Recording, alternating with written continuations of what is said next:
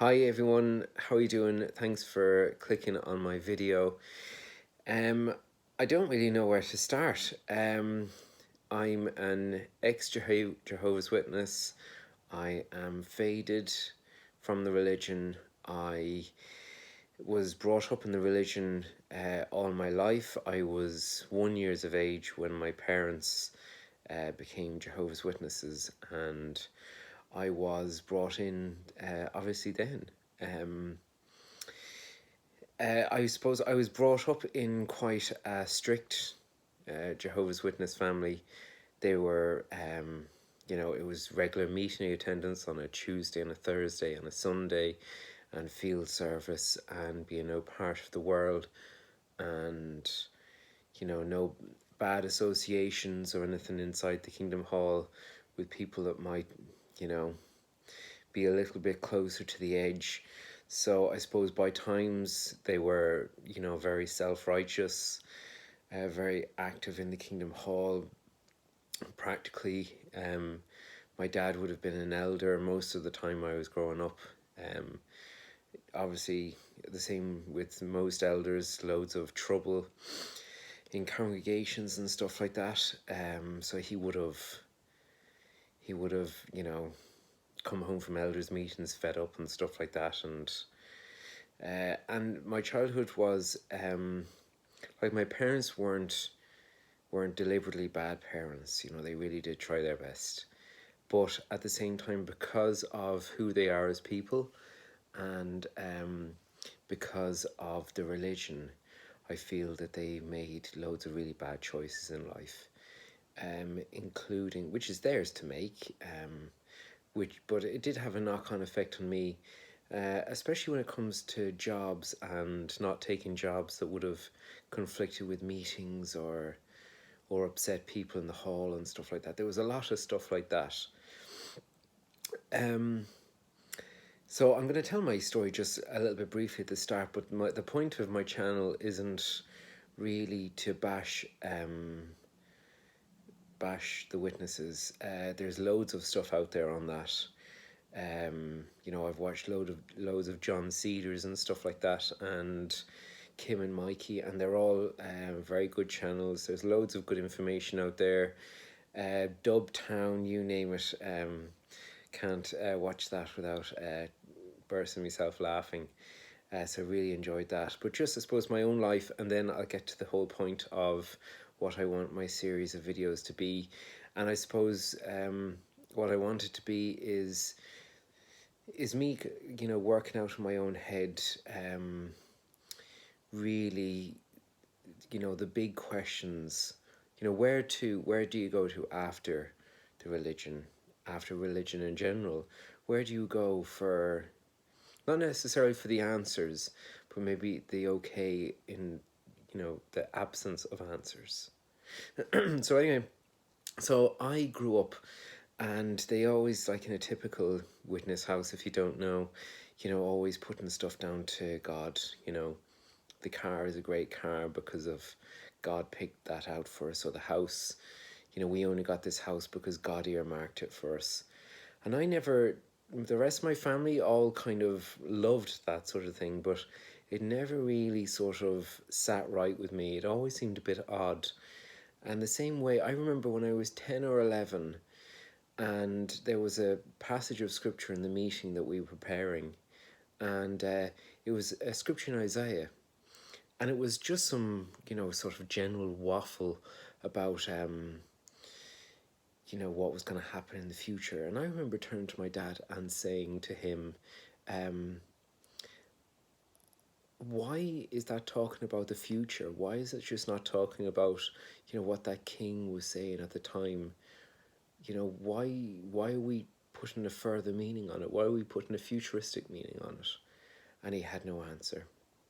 So fast forward, a decade, I I came out of school with good grades, but I went window cleaning afterwards, like my dad, and that was, the outside work actually probably suits me, even though all my teachers wanted me to go and do scholarships, or to do accountancy, or I got offered several training contracts, and one training contract from a big firm in town, and stuff like that. But I didn't take it up. I At the same time, I put myself through a part-time college course for marketing and business studies, which I really enjoyed, and I did that for a few years, just off my own bat. So I moved out of home.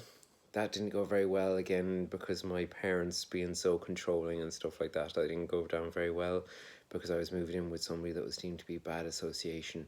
But it really gave me time to see the outside world wasn't as bad as what they said it was. No, I still went to meetings and things like that. And a real doubts in my mind came up, and all my friends in the hall, we were a bit of a wild bunch, and all my friends in the hall used to laugh at me, say, well, do you believe in God today, or is it a don't believe day? And I'd say about Noah and the ark, how did all those animals fit inside the ark? And, my friends would just say, oh, you need to do more research, you need to do more research. Like, they were a cool bunch, to be honest, because it wasn't like, oh, quick run to the elders. But then we were out partying and drinking and stuff like that as well, so everyone kind of covered their own back. I suppose what the religion would call a double life. But then I met my wife, and everything changed. So I met my wife, and that kind of, I could have teetered either way. I could have gone out, of being the truth or being a witness, or kind of come back in, and I came back in. Now, I still had my doubts, but somehow in my mind, I managed to put them all aside. I managed to push them to the back of my mind, and just, maybe I was wrong, for doubting. Maybe I just thought that maybe, faith wasn't in my abilities as much as other people, and that I just found things harder to comprehend, and that maybe there was a bit of something wrong with me.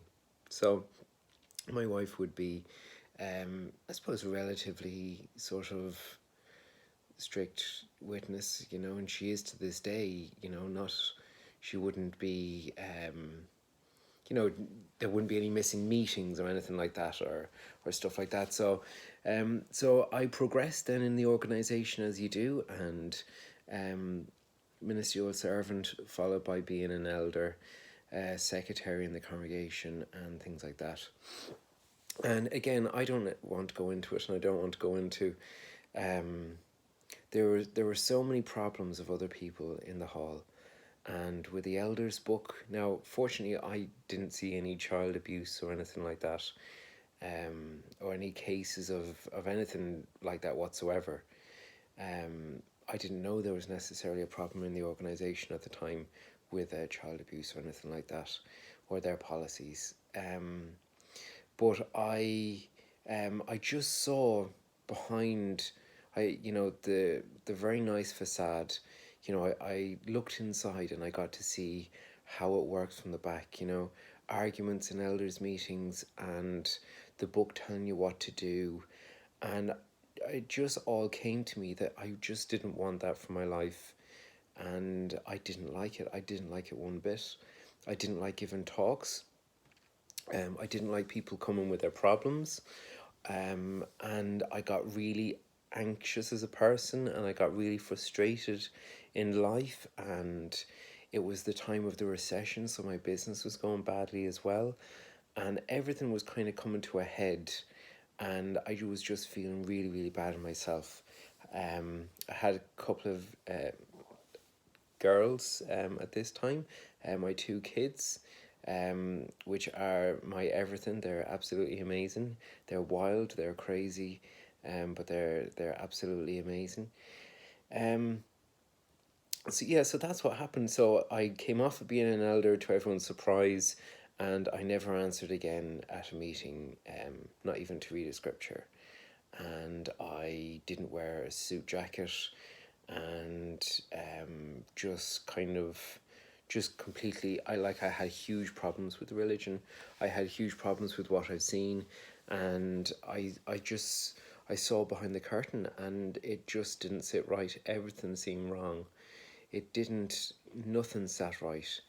And what was really hard for me to do was to give talks, and I even changed talks for subjects that I did feel comfortable with.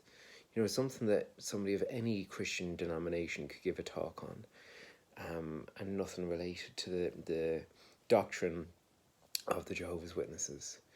So yeah, so then I just a year and a half ago it is now, I came to my wife, and I was missing more and more meetings, which was leading to more and more stress at home because my wife didn't know what was going on or why it was going on. So I sat her down and I told her, that I had severe problems with the religion, and I had seen about the Royal Commission in Australia and just loads of problems behind the scenes that the religion was having, and how I just didn't agree. And for a start, I missed, a meeting one every 2 weeks, and then one every 3 weeks, one every 4 weeks, until it came to the time that going just made me so mentally ill and physically ill that I broke down to my wife in tears one day and just said that I can't do it anymore and that I'm not going.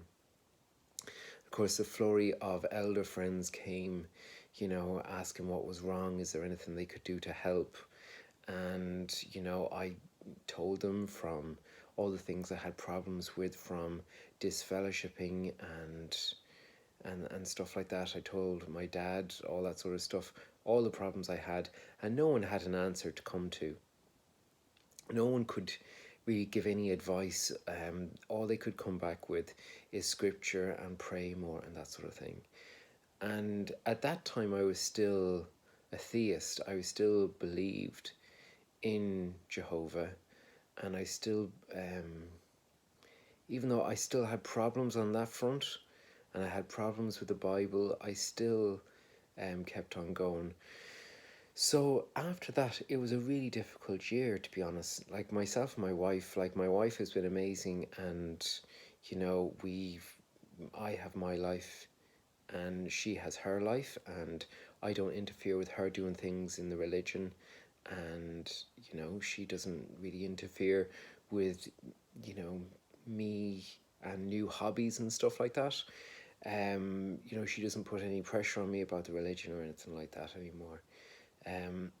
We actually don't talk about religion because it's just better that way, that we don't kind of discuss. Because at the start, there was heated talks about the Royal Commission and stuff like that, and it just like I suppose herself and all of my family really, I suppose, in theory, they're worried about your eternal salvation, because they think, as one elder said to me, that if you're not a baptized Jehovah's Witness, that you don't stand a chance come Armageddon. So, which is what we know they actually do believe, even though they kind of skirt around it, and they say, "Oh no, Jesus is the reader of hearts." And I'm sorry, but that's kind of not true. They don't actually believe that. Well, they do believe that, but they also do think that unless you're a witness, you're not going to be saved. So now, after that transition of doing loads of research into the religion and the UN and all of that sort of stuff, all the common sort of things that you research when you're having your doubts about the religion, kind of came out and stuff like that. And it really opened up a whole tin of worms of all my thoughts of the past about, is there a God? Is there a, was the Bible right about all of these things? I suppose at the same time, there was stuff like, do you remember those videos about the Russian, and the Russians barging in into the bunker? I think John Cedars called them the bunker videos. And then, of course, we had the assembly that I literally went in for about an hour just to see my kids and my family. And then they happened to show the one of the army coming and herding them into the middle of the field and all of that sort of stuff. I could just see straight through all of that. So it can be a little bit tricky with my kids because I allow them to go to the meeting because that's their social thing. That's what my wife wants them to do. But I don't let them go on weeks that, they're talking about the persecution complex or things like that. I don't let them go on those days. They stay home with me and we go and have fun, or we go swimming, or we do so much other fun stuff. But the whole point of my channel is all of that leaving is hard because when you're born into the religion, it's everything you know. And you have those voices in the back of your head growing up saying, that can't be right about this can't be right, this doesn't make sense, that logical side of the brain. But religion is so many things to so many people. It's community, it's a structure of life, it's a way of knowing what's right, what's wrong, what to do, what not to do, what you should do. It's somebody leading you by the hand, it's somebody giving you a clap on the back. It's a sense of belonging, it's a tribe, it's an understanding from people, it's a support network. It's a hope for the future, it's a meaning for life. It provides so many things. And if you're like me and you come out of a high control group especially, and you come out, all of that is kind of stripped away. And thankfully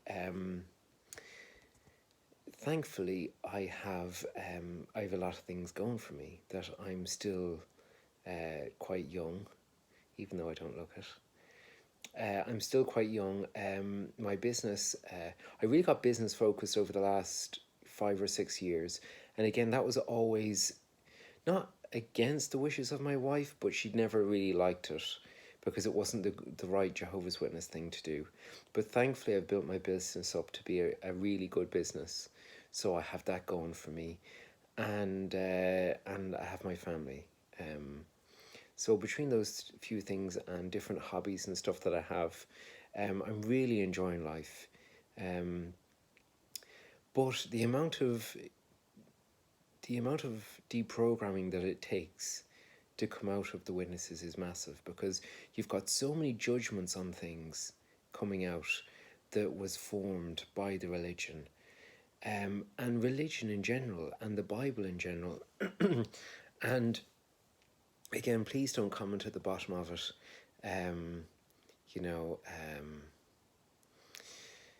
I'm praying that Jesus, shines a light into your heart and all of this sort of stuff. I mean, no disrespect to your own beliefs, but I don't have a belief because I've done an awful lot of soul searching and research, and I'm an atheist. I suppose if you want to hedge your bets, an agnostic. So you're not saying there is or there isn't, but really that's not the truth, because an atheist just doesn't accept the claims of a theist. So I'm not saying that there isn't a God, but at the same time, I'm yet to be proved that there is. And I don't necessarily have to have an answer. Like, I don't have an answer for how everything got here or how matter got here. The same ways that somebody in the Jehovah's Witness religion doesn't have an answer for what was before Jehovah, or how does Jehovah not have a beginning, and he doesn't have an end. How is that? Well, then how come, in their mind there's no start of matter? And it's the same with the universe, because they say, well, before the Big Bang, where did all the matter come from? And it's kind of the same with God. Well, if you say God was always there, where did that come from in the beginning? So loads of stuff like that. But why I kind of want to do this video is because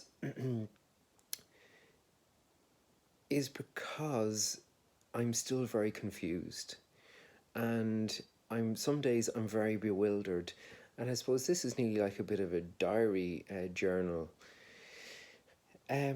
because I'm a year and a half out, and I suppose I'm at a point I don't believe. I can understand why religion exists, and I can understand why people want the religion, and I can understand why Jehovah's Witnesses have their own version of the religion. You know, they adapt it, they won't shun, or you know, they just make their own version of the religion compared to what they're supposed to make. Like, I understand all that. But I don't have a belief necessarily in a God. And I can see all the faults of the things in the Bible. Like, I don't want to start going down the road of, Abraham going to offer up his son, or just loads and loads and loads of bits like that.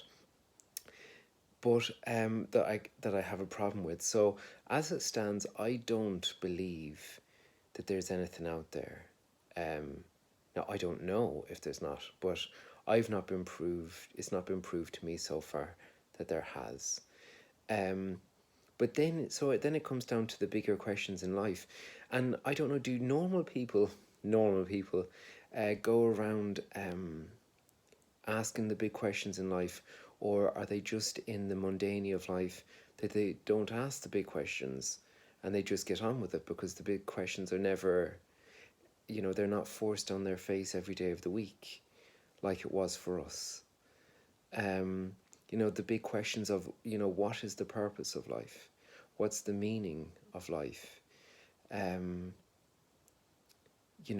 I suppose maybe it thinks about your own mortality a little bit as well, because I've had a few customers quite young die recently that I would have known fairly well, and it just sort of like brings it home of we're not that long really on the planet, and then that's it. Our time is over, and that truly is what I believe. And yet, trying to make sense and meaning out of that. I suppose, like, we were told, that, hobbies and things like that, they were all a waste of time, or they were all, they were all worthless, that doing your ministry and your study and stuff like that, that's the cat, where it was all far more important. So, like, it can be hard for us to either spend money on ourselves or to spend time on ourselves or to look after ourselves properly that way. But then, like, I've recently bought a midlife crisis little sports car for myself to enjoy, and I really am enjoying it. But still, I can understand why people don't. Like, I know several people that just say, look, I don't want to even talk about it. Why would I want my faith eroded? I'm happy where I am. I don't want the religion to. I want to stay in the religion. I don't want any sort of, because the ignorance is bliss. And I can understand that to a certain degree, because when you're out, like, I do enjoy life so much more. Like, I really do. Not having the guilt trip all the time, because as we know, they work in fear, obligation, and guilt. And not having fear is amazing. Because I grew up in fear. Not having that sense of obligation all the time is amazing. And then not having the guilt, which you're told you're never good enough, or you're never really doing enough. For a God that says, love me, love me, love me, and prove it every day of the week. So if that's the case, and you're living without all those things, life is definitely better. But when it comes to the meaning of life, apart from, I know this sounds really bad, but apart from looking after my wife and my girls, the three of them that mean the most to me in the entire world, after that I have, my home, my business, which I love, and my hobbies, like my car that I bought, which is a hairdresser's Audi TT, if you're interested, an old one. But apart from those things, like, I know, and like, I love my time with the girls. Like, I have a day off tomorrow. Tomorrow, Friday, is a day off for me from work because I have to go into work at the weekend. So, I'm bringing them swimming, and it's going to be the best fun, and they're exhausting, but I enjoy my time with them every single time. And I love being close to them, and I wouldn't change that for the world. But apart from my family, or my immediate family, my wife and my kids, it all seems a bit, there's a lack of meaning to it in comparison to in the religion. Because I think in the religion, you're so busy, you're kept, you haven't even got time to think, never mind. And when you do, you have a nice little cherry pick answer. Like my wife said to me probably about a year ago, she said to me that, why would I listen to your argument? Because you can't offer me anything. Look what my religion offers me. And she, the hope for the future and all of this sort of stuff. And she says, you have nothing to offer me. And I said, it's true. Like, I don't have anything, hope-wise for the future or meaning-wise, apart from the obvious. Family and stuff like that. So it's just, but I said to her, but I prefer, I'd prefer to live, a real, true life than dedicating myself to something that's not true. And I suppose that's easier said than done when you have kids that aren't sick, that don't need a blood transfusion, and aren't being shunned or disfellowshipped and stuff like that. When that's the case, life is fairly tricky. So it's nice when things are going smoothly and everything is going easy. It's not always going to be that way for people. So or under ban or all of those sort of things, it's going to be a lot trickier for people. But yeah, just that's a tricky bit for me, is that, like, it all seems a bit shallow, and it all seems a little bit fickle, like hobbies and stuff like that. Like, I do enjoy it and stuff, but it all just seems a bit fickle and a bit mundane and a bit empty, if I'm being honest. And that's what this channel is. Hopefully, a diary of my thoughts and feelings on the matter, and the thought processes I go through on my atheism, and also working out all of this stuff. So if you stayed to 27 minutes and 51 seconds, thank you very much, and I'll chat to you again.